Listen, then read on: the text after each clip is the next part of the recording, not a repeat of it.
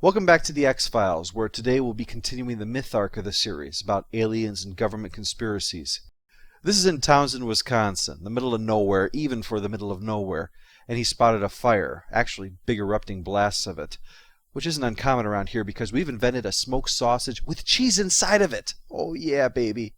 They should have put that on our state quarter. The fire was caused by a crash picked up by the government spooks at Spook Central. What about other aircraft in the area or missile testing? Sir, no known aircraft can maneuver like this. But remember Deep Throat? The episode, not the porn movie. Their reaction suggests that this wasn't one of our experimental planes, but an alien craft. There's 3 definitive things that can be said about the world of the X-Files. 1, someone has to have blackmail material on Fox Mulder's landlord. It's the only way he'd be allowed to keep his apartment with everything that happens.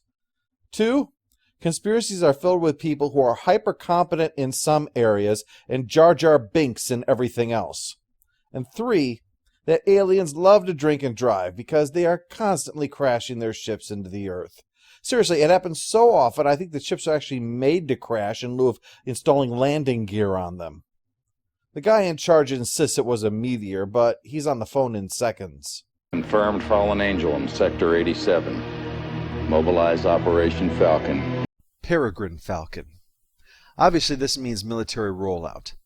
Meanwhile, the black dude heads towards the wreckage, and soon something invisible's running around him. There's a nasty flash that tells us he's dead. The official story for the evacuation of the area is a train disaster, but Deep Throat tells Mulder that it was something that breached the electronic perimeter, and that Colonel Henderson, that spook guy, will be sent in as he's their top reclamation expert, so Mulder has got to move fast. He arrives in Dairyland to discover the military has put up some kind of beam fence to contain the area, and so breaches their high-tech security by clinging to a truck undercarriage. Really plays into that point I made about the problems these people have with setting up all this stuff to contain the area, but can't be bothered to guard a truck while they're changing a flat tire. Well, they soon make up for that, because as Mulder starts shooting pictures of men in suits spraying the craft with some anti-alien pest control spray or something, he gets a rifle butt in the face.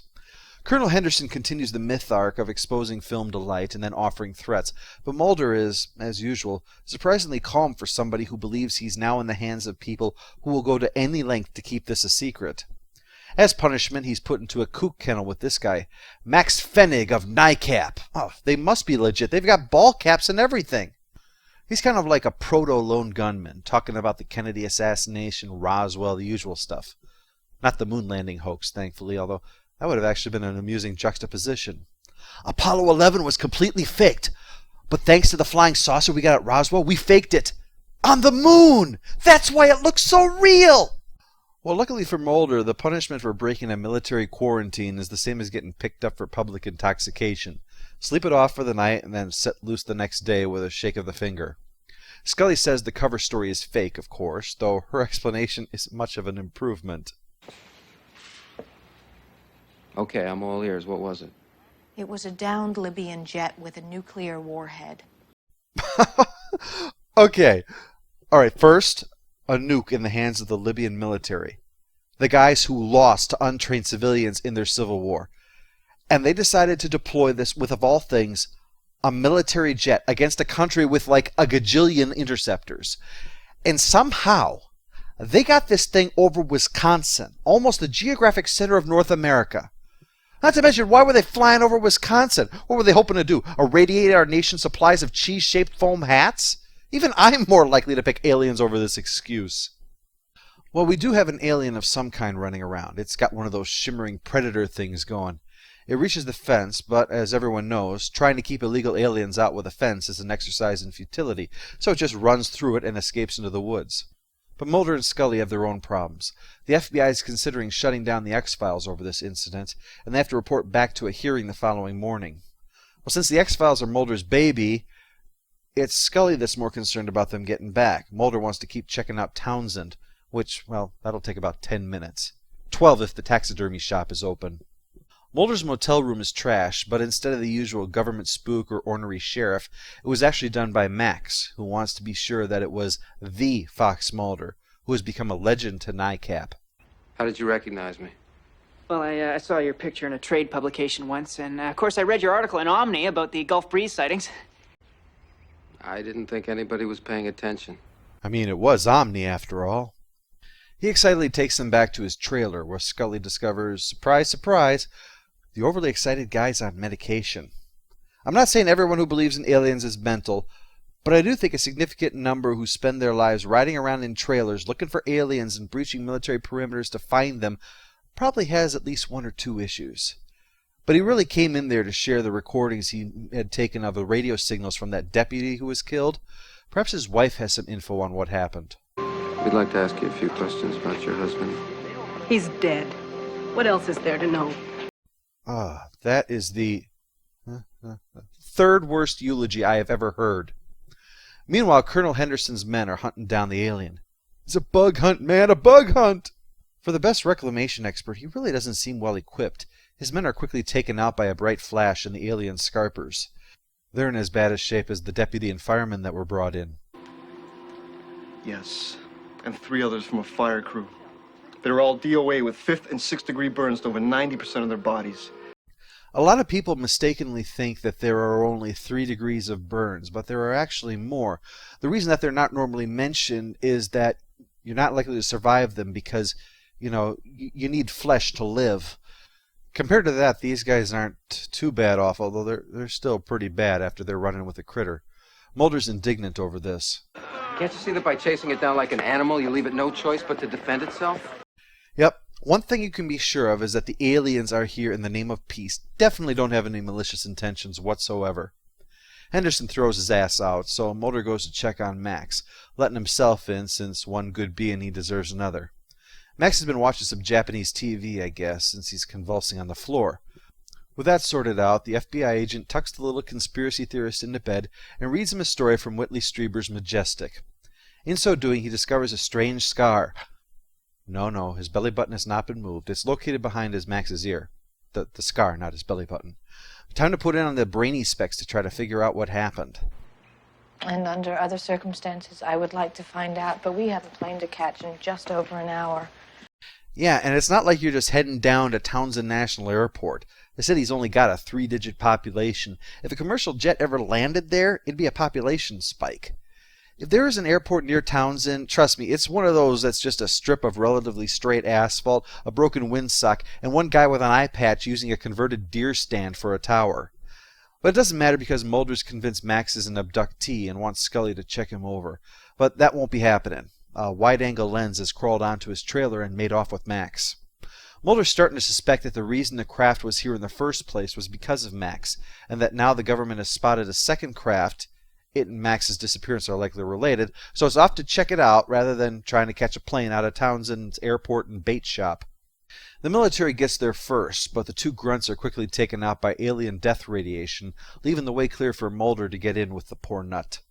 Given how this whole catch the alien operation has been about as crap as the cover story, fake cover story, and ham-fisted threats, Henderson figures the next move is to breach the warehouse they're in using explosives.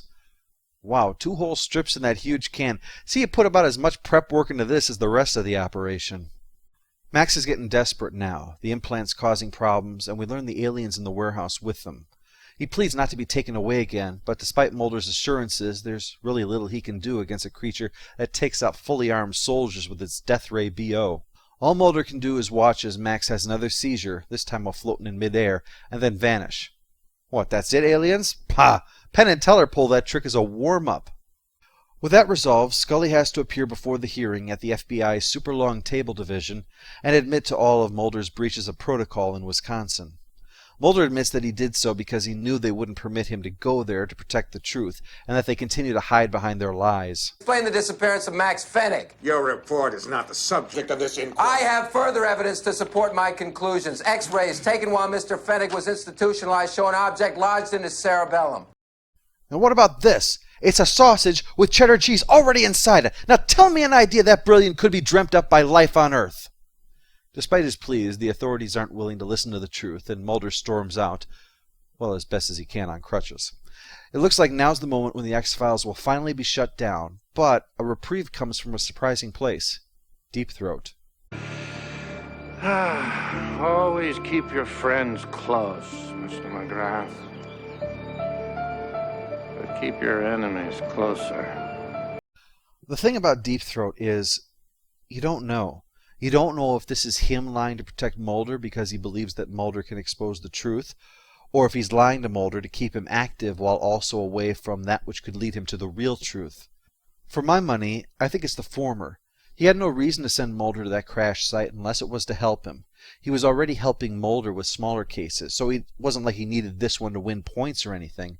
Not to mention that sending in Mulder risked hampering what was likely considered an extremely high-priority operation, which wouldn't be worth it to try to just get a bit of Mulder's trust. In the end, though, it's still all guesswork. Deep Throat is a part of the government that's covering up the truth. Whether he's a tool of it or a mole within it is impossible to say for certain. The story's primary strength is that of the Max Fenig character, whose simple humanity in all of this puts a face on the struggle between Mulder, the government, and the aliens.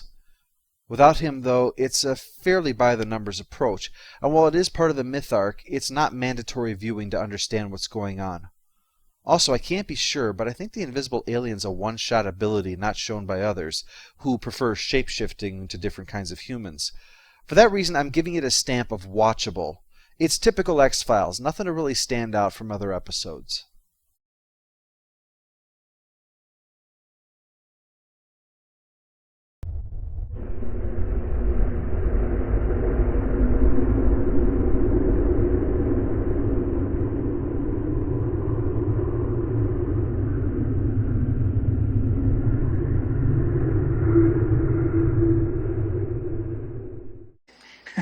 Not a zip. 100 yards past the roadblock they nailed me. Have no idea how they did it. I'm telling you, it's like the Roswell cover-up all over again.